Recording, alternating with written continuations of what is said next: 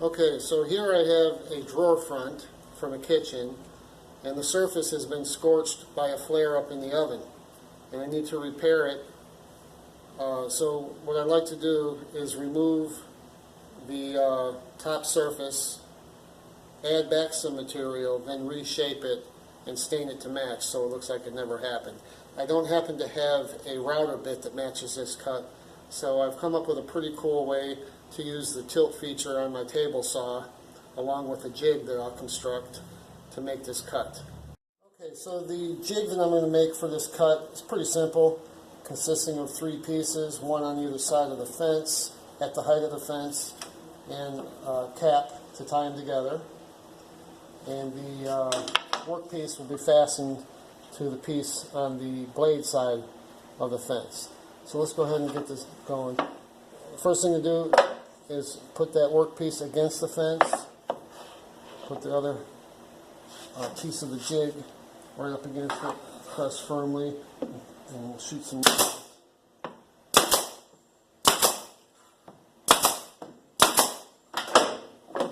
There we go. And we'll tip that up, put some clamps on to make sure it's nice and tight. And here you want to leave enough room to get that cap in.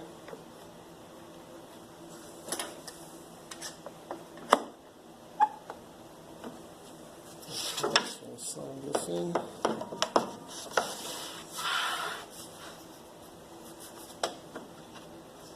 And nail that.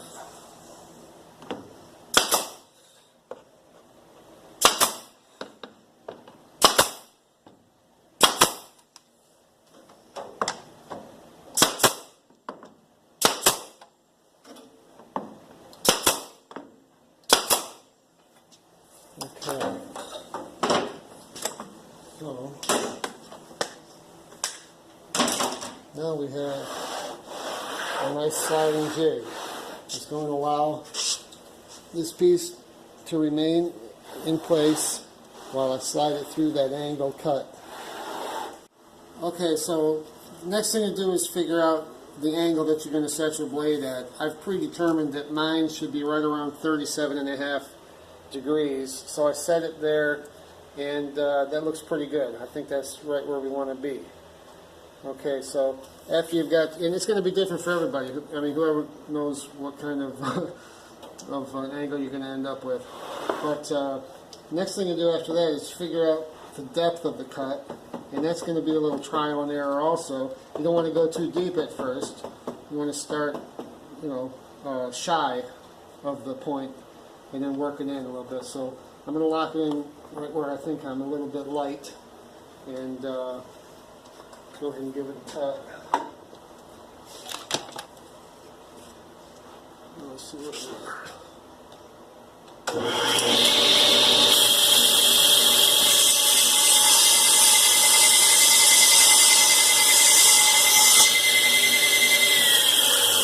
Yeah,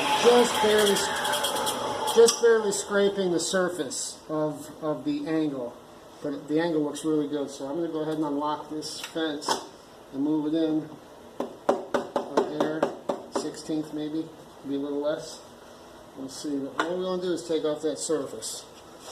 Let's try again.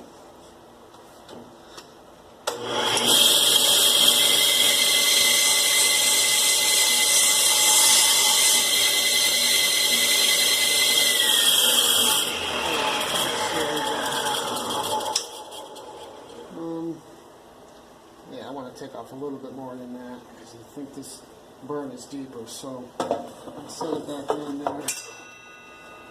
And move that fence in another hair. Lock it down. Yeah, let's try that.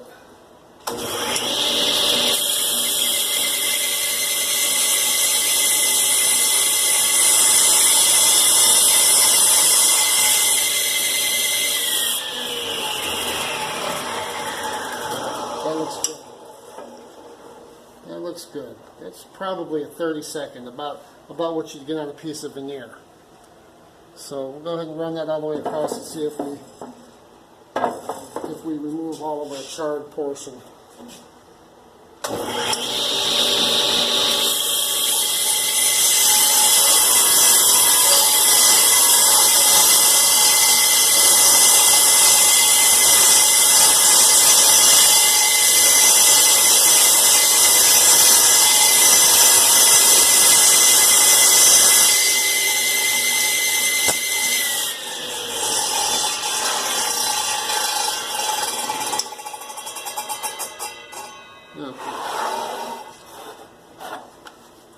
pretty good. Looks nice. Once we add some material back and trim it, we ought to be in pretty good shape. Okay, so there's still a little bit of scorch right there on that surface. Plus this edge here is scorched in a few places. So what I'm going to do is move the fence in just a hair more to take this off. And I'm also going to raise the blade to take this edge off. We'll just have to reform that later. So let's go ahead and raise the blade. Go ahead and run it through one more time.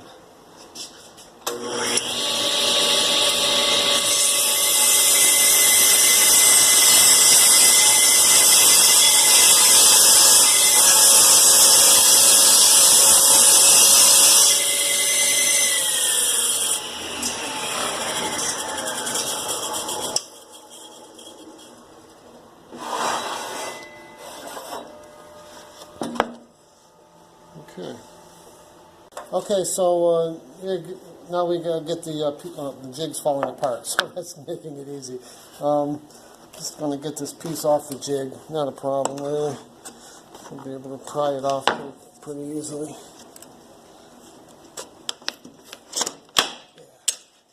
There we go, get rid of that, that's done. Okay, so there it is. We have a nice new surface here, and I'm actually thinking I may do this in a different way than I originally planned. Sometimes you decide things on the fly, and I think I just did. Okay, so what I figured out as I was making that last cut was that if I leave the blade at that angle and cut the corner off of a piece of oak stock, that I could rebuild all of these edges perfectly, and I was right. As I took this piece off of the oak with that angle and match it up, it just is going to build that top edge perfectly. All that will be left to do is to trim it to the right size. Then I can use the piece I've trimmed off and flip it over to rebuild this ridge. So I think at that point all that will be left to do is to do the stain matching, and the job will be done. Okay, so I want to see about gluing this piece onto this edge. It's a really difficult thing to do because of the angles involved. Once you get that wet with glue and you try to clamp it, it's just going to slide all over the place and will not go very well. So the thing I like to do is get a nail in over here, and if that goes in and everything still lines up right, I'll be able to swivel this piece up, get some glue on there, and then start adding nails on the way down. And we'll see how this works. I'm going to go ahead and try to get one nail in the end here, or close to the end. And get it approximately in place. And make sure we're not too low. Let's see if we can get one in.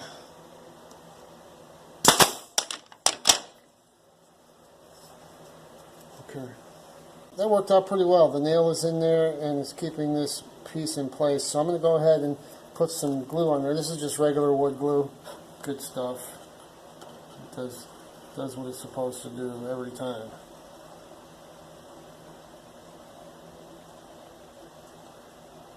Get some on the end. Alright.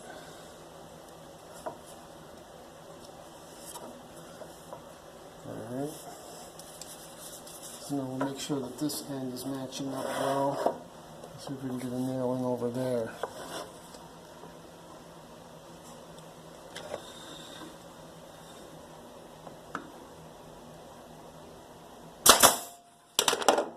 Perfect. Okay. Now the nails will keep the wood in place if you decide to put some clamps on. It may not be necessary to put the clamps on because the nails will actually be holding it together just fine. You always want to see some glue squeezing out. That means you have plenty in there and it's going to do what it's supposed to do. Alright, so I think I'm just going to add a nail in the middle and let that glue set for a few hours before I mess with it again.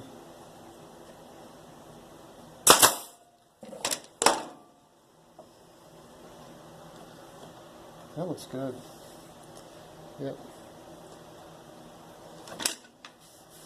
Nice damp rag to take that excess off.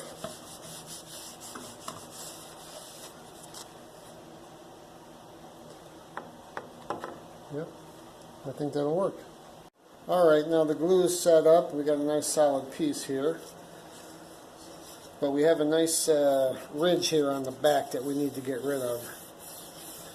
And so I'm going to go ahead and belt sand that down. At the same time, I'll take down these nails that are poking through. So those will be flush to the surface.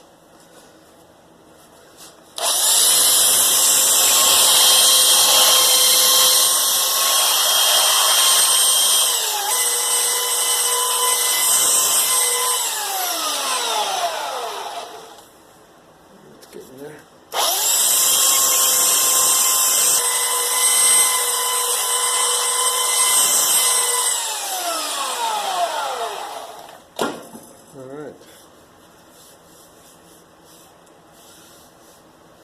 That's good. Now we'll go ahead and trim these ends off on the miter saw. So what we'll do here is we'll go just a little bit outside the end. We can sand the rest of it down because it's going to need to be sanded anyway.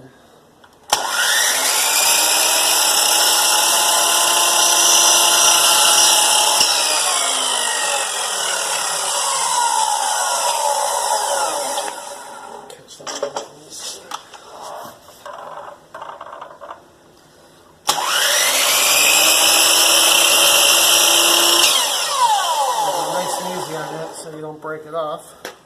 That looks pretty good. Alright, so now we need to trim this edge to match this edge. So let's get a measurement on this flat portion here.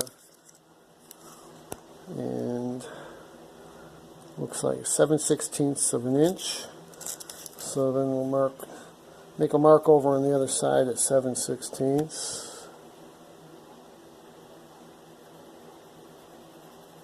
Yeah. So we'll set the saw to cut on the outside of that mark, and we'll be right where we want to be.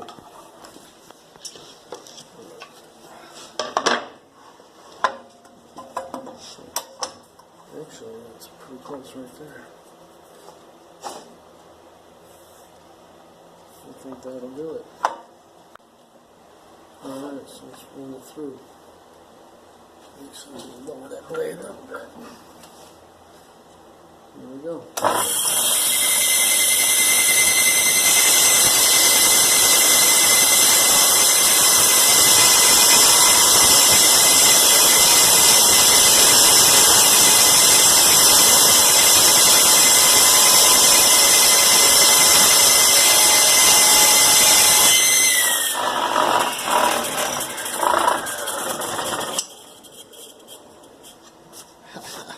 That looks pretty good.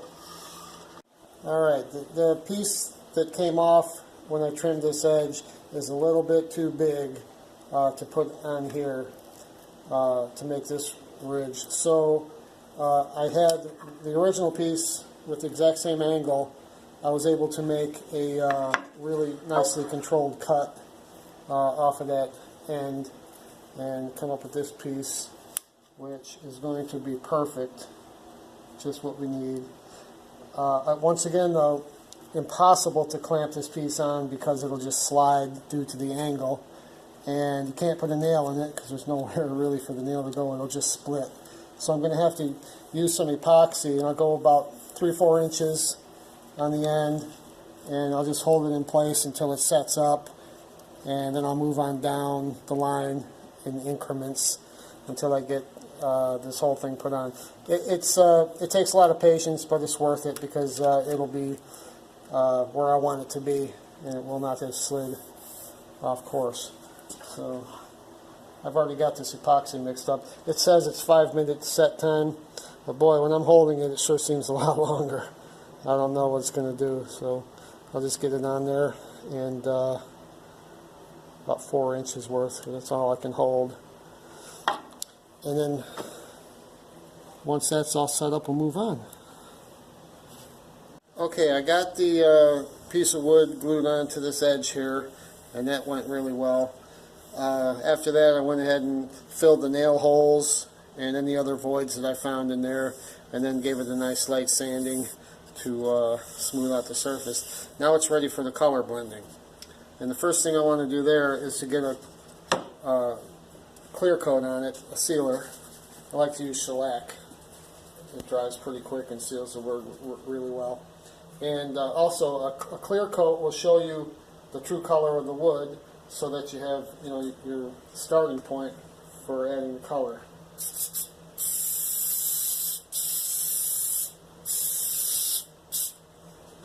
Give it a little on the back too.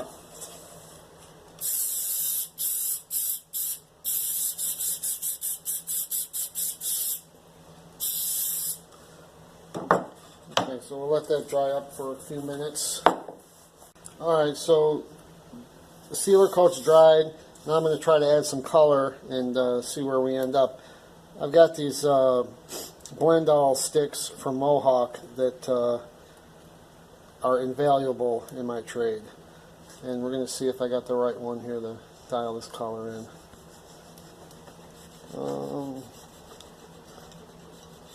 A little bit on the red side.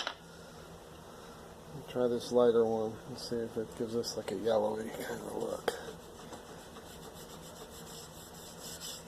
Yeah,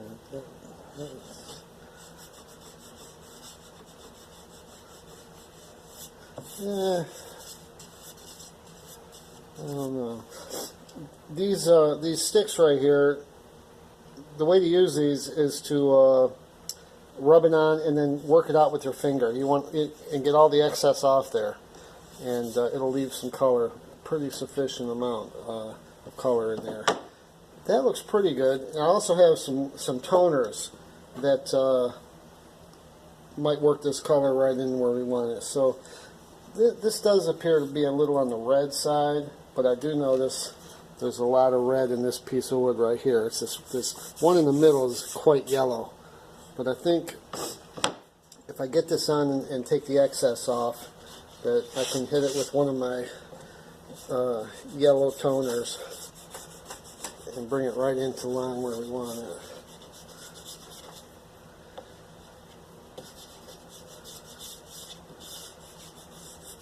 This beats the heck out of trying to mix a stain up and stain the wood. Staining wood for a touch-up rarely works.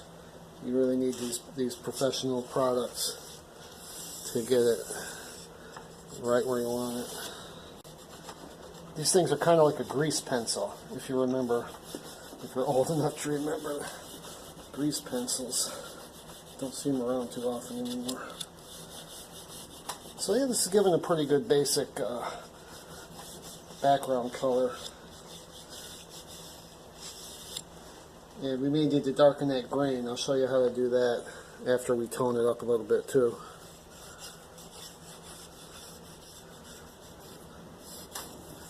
So you don't need to cover every square inch with while you're working the stick in.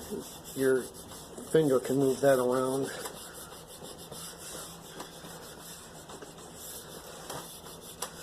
And I'll tell you, make sure that you sanded it well and you don't have any potential splinters, because oak will go right through that skin and bury itself pretty deep.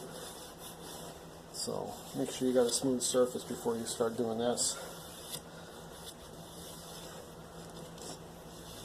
Well, that looks pretty good. Now I'm going to put another seal coat on it before I tone it. Because if my toner doesn't work out well, the toner is lacquer based, and if the color doesn't look quite right, I can wipe it off with some lacquer thinner, which won't take off the shellac if I do it gently. Alright, so we'll let that set up for a little bit, then we'll come back and hit it with some toner. Okay, so I got this natural pine toner, and it's pretty yellow and not much else in it. So I'm going to see what it does if we spray some of that on there.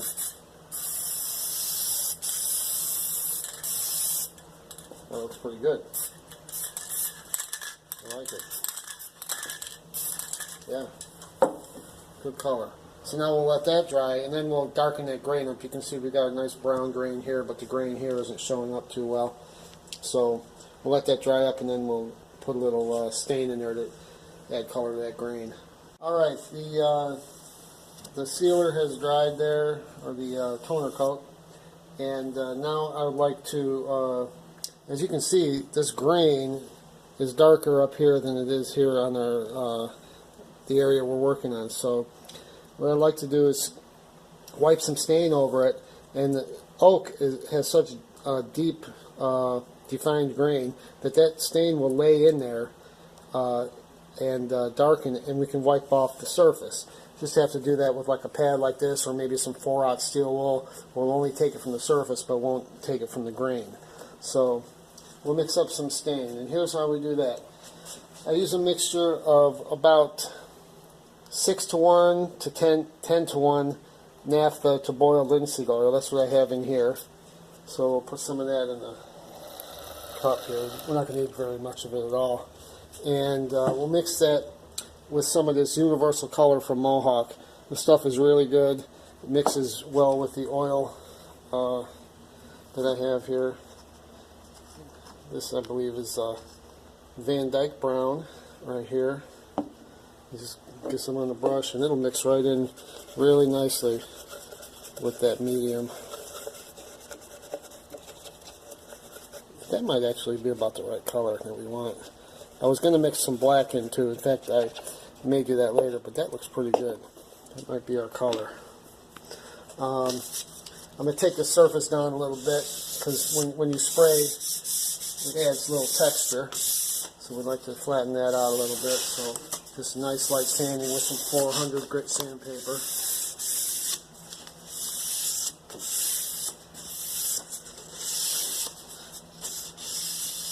Okay. And I'll use this paper towel here to apply the stain. Just soak a corner like that. And we'll see what happens. Oh yeah. I might actually leave some of that on the surface as well. It really brought the color in nice. And if you're going to do that, the best way is to kind of brush it out with a dry brush. And I will get one of those. We'll let that sit for a few minutes. Alright, the stain's looking a little bit on the dark side, so I'm going to go ahead and remove some from the surface while trying to leave it in the grain. I'll use this 3M pad right here to rub it down and see what happens.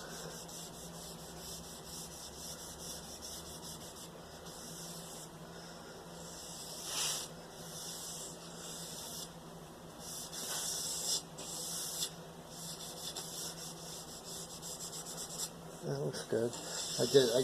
I lightened that edge a little bit, not a problem, because we can always touch that up. But looks like the color's staying in the grain like I want it to. And that looks pretty good. I'm going to go ahead and seal that in with some shellac. Then we'll maybe tone a little bit more and probably be about done. Okay. Alright, it's looking pretty good right now. Not quite perfect, but almost. So I do have this light edge I mentioned before, and a little light area right here that I'd like to darken up. Then I'm going to give it a little bit more of that natural pine toner, just to dial it in a little bit more. And after that, it'll just be a matter of uniformly coating the whole thing with a top coat to make it all look the same. So there's that edge is taken care of. That little area right in there that I missed. Yeah, that looks pretty good. Alright, now the toner.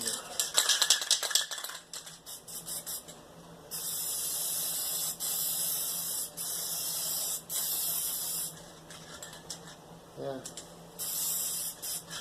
That looks good. Alright, so the color here looks really good, and all it needs now is a uniform top coat. So I'll hit it once again with this 3M pad just to knock down the surface.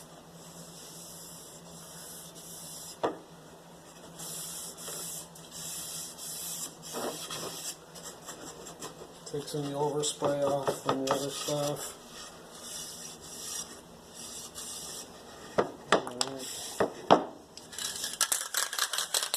Then I'll hit it with this flat, clear lacquer.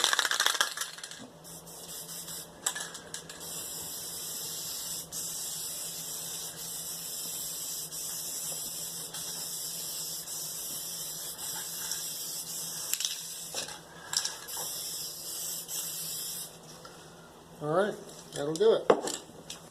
Alright, so here's our completed piece. It looks good, just like we hoped it would. Can't tell that that burn ever happened, and I would call it a success. And I hope you enjoy watching. Thanks very much.